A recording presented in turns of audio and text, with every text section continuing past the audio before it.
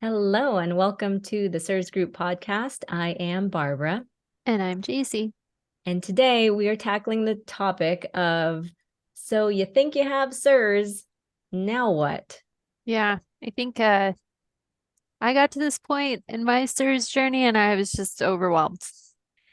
This is maybe the worst part of CIRS, of the whole treatment, is that moment that you are like, crap, this really sounds like me.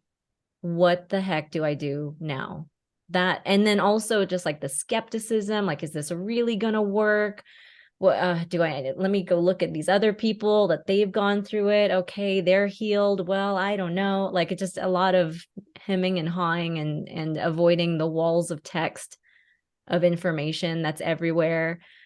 Also, the fact that I think we talked about this before, but a lot of the information that's out there is very practitioner facing. It's very much for clinicians who are treating it, making it even less accessible to people who have CIRS brain, the brain fog and the difficulty assimilating new info. That was definitely a symptom I had at my worst CIRS moments. So it's just, that's why we're doing this podcast. One of several reasons, but that's like the biggest reason, is to hopefully make this more accessible for people in that position. Yeah, I definitely feel like there's two kinds of people going into CIRS. There's people like me who are like, ooh, science, and you get all excited. But there's like so much information out there and it's not prioritized at all. So you're just like bombarded by so much info and you're like, okay, what actually matters though? And then I would say the second group of people are like, oh, science, no thank you. Right. Yep. Yep. They just want to know, what do I do next? Just give Yeah, me the next step. So I guess this podcast is for you if you're in that camp. welcome. This is Welcome. what we do. Yes. So really, if you're looking into CIRS and you're like, "Ew, that sounds like me," the first step is getting diagnosed. And there's a very clear diagnostic parameter around CIRS. First is you take a look at the symptom clusters. There's 37 symptoms associated with CIRS. You can have way more symptoms than that, but there's 37 specifically to get diagnosed, and they're arranged in 13 different symptom clusters. If you have one of the symptoms in a cluster, that cluster counts towards your total symptom cluster count. If you have 8 of the 13, it's something like you have 94% chance you have CIRS. Now, if you have 7 or 6 of the 13, it's like, well, that's still pretty high. You might want to keep moving along the diagnostic criteria. But really, the first step there is the symptom clusters. Yeah. And I feel like most people check off like so many, like almost all of them, or they maybe only have two. I have had a couple weird cases though where they like could check off like 4 boxes. And I feel like that's the dumbest place ever to be. Not dumb. I'm not judging where that person is in their health. But Why I'm aren't just you saying. sicker? But it's like, what does that even mean if you only have 4 boxes? I don't even know. I would still probably at least do the vision test and just maybe pay a little bit more attention to like how I'm feeling. And like, now that I know the symptoms, I might like go through life and kind of maybe even journal about like how I feel, to really pay attention to see maybe I'm missing some symptoms just because I'm so focused on the ones that are stronger. um I don't know though. What would you do if you only had 4? If I had 4 of the symptom clusters, I think like you said, I would maybe take the symptom clusters, or I would take all of the symptoms and start tracking them day by day. And I think the other thing is the symptoms are very narrowly defined, but I think we can experience those symptoms in different ways. So if like one of the symptoms is vertigo, and I think that people have this perception of vertigo as more of like a Meniere's vertigo, where you're just like collapsed in on yourself, literally cannot stand up, the entire world is spinning. But vertigo can also be like you stand up and you feel dizzy. So I think part of it too could be like maybe having a little more latitude on how you define those symptoms, or looking up like that symptom and what other people experience practically to see if something you're experiencing may fit into that.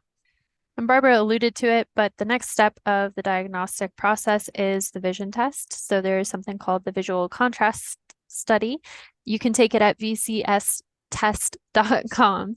But how it works is because of the inflammation that's kind of building up in the tiny capillaries of your eye when you have CIRS, and because of the direct impact of the biotoxins on your nerves, the VCS is a test that shows your ability to see blurred lines. People who have CIRS lose the ability to see blurred lines. So not only is it part of the diagnostic process, but they can also use it during your treatment protocol to kind of see how you're doing and how your body is eliminating those biotoxins. The thing with the VCS test is it's accurate in terms of if you fail it, you definitely have CIRS. But there's a certain segment of people who will pass it because maybe they have had some sort of background or artistic training where they're better at seeing the differentiation of colors or lines. And in some cases, I think maybe whatever inflammation that is happening is not happening to the extent that it would need to around the eyes and the capillaries delivering blood to the eyes, that they would then fail the test. Because I do have some people who have no real background in graphics or artists or design, but they still pass it. But then when you check their blood, they still have CIRS. So the symptom clusters, I still think are really, really strong, like this maybe the strongest indicator of having CIRS. But the vision test is this nice, like, oh, okay, yeah, definitely. You alluded to it again. The next step is the blood work. And there's really two parts to the blood work. One is testing your genetic haplotypes, which will help you identify which biotoxins you might be sensitive to. And then the second part of the blood work is looking for the downstream impact of the chronic inflammation. And it's innate inflammatory markers, whereas normally with autoimmune blood work, it would be looking for things like rheumatoid factor. This blood work is super specific to CIRS. There's 6 different specific blood work pieces, blood work types, blood markers, thank you, that they look for that are specifically associated with CIRS. The nice part about the first part of the blood work, which is the genetic haplotype, is that you only need to test that once. It can be the most expensive piece of the blood work testing, but you obviously, like, once you test it, now you know your genetic haplotype. You don't need to like retest it. The rest of the blood markers, just like the vision test, you can test over and over again throughout treatment to kind of see how the treatment is doing beyond how you feel, of course, which is also an important factor, but you can actually see the data with your blood markers improving over time, depending on what step of the treatment that you're on. So if you have the genes for CIRS and you have the blood markers that indicate CIRS, at that point, you have CIRS. So really the next step is finding someone to work with who can help treat you through the protocol. And we recommend going to survivingmold.com. There you will find Shoemaker certified practitioners, and the Shoemaker protocol is the only clinically proven path to treating CIRS. So it's the one we've personally both gone through and the one I would suggest anyone pursue. And these websites, the vcstest.com and survivingmold.com, will be in the description, just so you can click that if you need to. We're going to make it real easy for you so you can't avoid this. If you think you have CIRS, you're just going to like jump right into the process, start moving forward. So while you're waiting for the appointment with your provider, there are a few things you can get started on right now. Yes. So the things that you can do in the meantime is especially the lipid replacement therapy. We've already discussed how I feel about one of the lipid replacement therapies, which is, I can't even say it. I call it P-choline, which is what people call it, but it's phosphatidylcholine. Phosphatidylcholine. Okay, that's even better than I remembered. So that's one. There's also a brand called Omaprem specifically that is a very high dose fish oil. That one's great. It's in capsule form, so you don't taste it, unlike others. And then there's also another fish oil omega-3 supplement called Biomega 500. And Omaprem are the two that I happen to take. But that is important to up your fats, because the binders that you will eventually be taking when you do start like the official step 1 of the Shoemaker protocol is going to strip the fat from your cells, and it's going to feel awful if you don't have, well, it can feel not great even if you do have your fat up or your lipids up, cholesterol up, whatever you want to call it. But as long as you have those up, the side effects to the binders are lessened.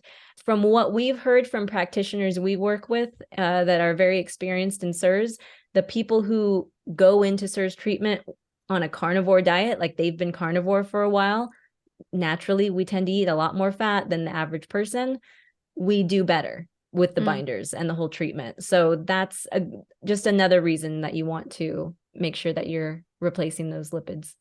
And just to put that in perspective a little bit, so I started on my CIRS journey because I had an autoimmune condition called ankylosing spondylitis. And if I am triggered, I'll have a flare of that autoimmune condition. And that looks like eye inflammation specifically for me. But if I'm not really diligent in taking my lipid replacements while I'm on the binder, I do experience flares. And so by taking the binders, not only are you directly impacting your tolerance of how you're going to experience the binders, but it may also just help you reduce inflammation generally and a lot of the side effects that come with CIRS, or I should say not side effects, but like the downstream impact. And I have noticed, because I've ran out of the Omoprem and the fish oil supplements, and I have noticed things like my skin getting really dry and just generally not feeling as great. Of all of the random side things, side therapies, supplemental, whatever, the supportive therapies, there we go, that I've been doing, I feel like that's been one of the more impactful that I've really noticed a difference if I run out. What is another thing that people should do if they have not started the treatment yet? I really suggest limbic retraining. And limbic retraining is rewiring the neural pathways in your brain that have been errantly created by chronic illness. So if you think of like Pavlov's dog, how he got the dogs to salivate at the ringing of a bell because he rang the bell whenever he fed the dogs, like that's an example of limbic training. He rang the bell, fed the dogs, so eventually they would salivate when they heard the bell. So when you have chronic illness, you have negative impacts all the time. And so you start developing these neural pathways that think certain things are triggering you that are causing this bad feeling, but it's not actually the trigger. It's just like you're chronically ill and you feel bad all the time. So what limbic retraining does is it rewires those neural pathways and it helps you stop triggering to inappropriate triggers. That said, limbic retraining works on the errant neural pathways, meaning the ones that are not correct. So you're still going to have chronic illness and like the normal downstream impact, but you're no longer going to respond to incorrect triggers. So it's not a cure-all, but it definitely helps a lot of people who are experiencing chronic illness, especially if they're having like histamine reactions or autoimmune flares, stuff like that. And I will say this publicly as a way of being accountable, but by the time this episode airs, I will have started the DNRS program specifically, which is one of the programs you can do for limbic retraining. So I will very happily report on how that goes as I get further along into it. But I have not yet started as of this moment, but I will be soon. Yeah, and there's a lot of different ways you can approach limbic retraining. I think a lot of people are familiar with DNRS and then also the Gupta program. Those are the two I hear most commonly. But limbic retraining can also have a broader scope in terms of just like it can be like mindset or emotional management if you're familiar with kind of those categories of limbic retraining, but it can also be things like just switching out of your routine, brushing your teeth with your non-dominant hand, learning a new instrument. So if DNRS or Gupta feels like too much right now, because it is a time and money commitment, you can still start small, and it can be through small daily actions. You don't need to buy anything or pursue anything other than just changing up your routine. So the third thing would be learning. Really with CIRS, there's a lot of information out there, and just pursuing being 1% more knowledgeable every day, I think is a good goal. If you can only spend 20 minutes on the material, do that. If watching YouTube videos is an easy way for you to consume content, subscribe to the CIRS Group podcast. It just find the way of learning that resonates with you and try and get as much information as you can. That way you can advocate for yourself as a patient and start making more knowledgeable decisions. Yeah, that is really important. I think I guess I want to add a caveat there that if some people may feel overwhelmed by that process, and if you do feel that overwhelm creep up, that is where a support group would help. Even if you don't join the cirsgroup.com, just have some kind of community to get some reassurance that this is something that's doable and that you can get to the next step and all of that. Because some people do get overwhelmed when they learn too much. I am like you, Jacie, like I do want to kind of know as much as I possibly can so I can plan things out. I know what's coming. All that stuff lowers my anxiety. But if you're the type of person where it actually heightens it a bit, just kind of focusing on the next step. Like if you haven't gone through any of the diagnostic stuff yet, just do the next one that you haven't done yet. Like if you looked at the symptom clusters and they make sense for you, okay, next step, try the vision test and don't really think about anything beyond that. Again, that's just if this is overwhelming to you. But beyond the learning, which of course we're trying to add to by creating this podcast, as you mentioned, there are a couple other more biohacky things that people do to feel better or to feel just to improve symptoms to some degree. I think the important thing to keep in mind if you're going to do those things is that it's a little bit of a band-aid, and that's okay. That's okay to, as long as you know that and you know, like, oh, I'm just saving up to do the CIRS treatment, or the doctor I chose doesn't have an opening for 2 months, which happens. The CIRS practitioners are booked up in some situations. So if you're dealing with that, think about things that you can do in the meantime to feel better while you plan for that eventual actual treatment. One of the things two things that I personally do that I have found gotten a lot of enjoyment out of is actually sauna and tanning. Tanning has been great because of my low MSH and just probably my consequential low vitamin D. I do live in Las Vegas, but it's very cold in the winter. So I have a membership. I go a couple times a week. It's very relaxing. It's almost meditative because you're forced to just lay there for 20 minutes or however long the time lasts. And so that's been really great. And then sauna is a nice way to detox. Again, if your body can handle it, sometimes it's too much for certain people, but I really enjoy pushing myself as long as I can, usually somewhere in the 15 to 25 minute mark in like 180 degrees Fahrenheit that's as much as I do.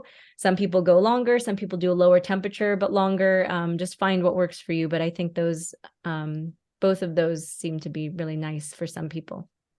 Yeah, definitely find the mix of biohacking that helps you feel your best. It's going to help you tolerate treatment better and control your inflammation and your symptoms while you're achieving root cause healing as you go through the Shoemaker protocol. But really, it's so hard because biohacking is so individual. Like there are some people who really thrive in the sauna, but some people get a Herx reaction from it. So it's really bio-individual in the sense that you need to figure out what works for you, but find whatever, combination of Band-Aid helps the underlying wound to heal. And now is the best time to do it because once you start the protocol, like things are going to start changing for you rapidly as you heal and some of the downstream impact of CIRS starts to be treated. And so finding your baseline of like, okay, this is as good as I can feel before treatment, do that. And one more thing I'm going to point out, before you start taking the binders, make sure you're pooping every day. I've been shocked that we haven't been talking about pooping more on this podcast. How have we escaped it? We didn't do it on purpose. We didn't avoid poop. I mean, I've talked very freely about poop, generally speaking, in other situations. I don't know how it hasn't come up on the podcast.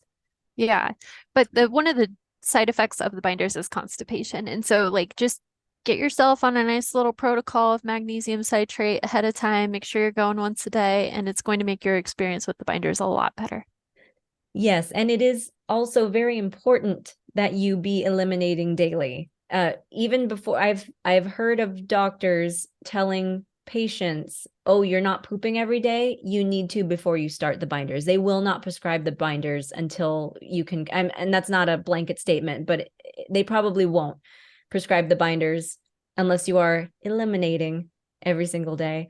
That is important because that is how the binders actually pull the toxins out and then you poop it out. And so if you're not pooping and it's just sitting there in your colon, the toxins can reabsorb. Yeah, so definitely, just make sure you are at a point where you're as good as you can get ahead of treatment. and you're pooping every day and you're working on your mindset and your emotional management, you're doing the biohacks that make you feel as physically good as you can in the meantime. But those are some really practical steps you can do. And like Barbara said, it's just one step at a time, just the next best step. I hope you enjoyed today's episode and learned something. Please leave us a comment if you have any questions or requests for a future episode. We'll try to tackle that at Definitely some check point. in to see if Barbara actually did the DNRS. She Yes. said it. Feel free to ask me about it. No, I'm excited to get started because I know it's helped. DNRS has helped some members for sure. So I would like to see what it's all about and be able to relay my experience to everyone. So I'm excited for that. But yeah, so otherwise, join us over at theCIRSgroup.com. Really, I mean, we're popping now. That group, it's an excited, fun group of sick people. You know what the cool thing about the group is, though, is like for the people who are overwhelmed by learning, it's like you have the opportunity to just ask your question. You don't have to go find the answer, and you have people who have finished the protocol in the group who can respond to that. And I Yeah. think that's a really powerful thing you're not really going to find anywhere else. Right. Yes, I completely agree. So yeah, join us over there. Otherwise, we will see you next time. Okay, bye. Bye.